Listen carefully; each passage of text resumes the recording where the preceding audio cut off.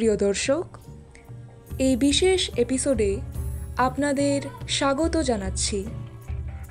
আমরা আজ উধারবন্দের পানগ্রামে থাকা পুরনো ঐতিহ্যবাহী রানীদিঘির করুণ অবস্থা তুলে ধরছি। শিলচর কুম্ভীরগ্রাম ভিআইপি সড়কের পাশে প্রায় 10 বিঘার এই বিশাল দিঘি দীর্ঘদিন থেকেই সরকারি অবহেলায় পড়ে রয়েছে। দিঘিতে জল প্রায় নেই। এর বুকে যাবতীয় নোংরা এনে ফেলা হচ্ছে। কংগ্রেস আমলে তৎকালীন বিধায়ক অজিত সিংহ পর্যটন বিভাগের সংসদীয় সচিব থাকাকালীন এই দিঘির উন্নয়নে কিছু পদক্ষেপ করা হয়েছিল। এর সীমানা বেড়া দেওয়া হয়, দিঘির জলে কয়েকটি প্যাডেল বোর্ড রাখা হয় এবং দিঘির পাড়ে গাছের তলায় চেয়ার বসিয়ে একটা পার্ক করার চেষ্টা হয়েছিল।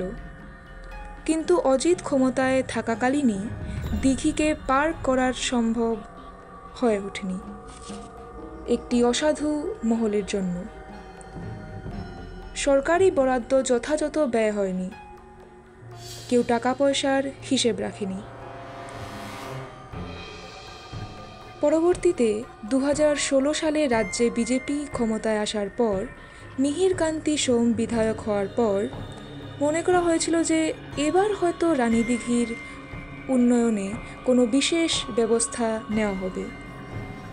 কিন্তু দুবার ভোটে জিতেও মিহিরবাবু এক্ষেত্রে কোনো পদক্ষেপ করেননি এবং বিজেপি দলের স্থানীয় নেতারাও রানীদিঘিকে নিয়ে অবহেলা বহাল রেখেছেন, যার ফলে এই জলাশয় আজ অস্তিত্ব সংকটের মুখে।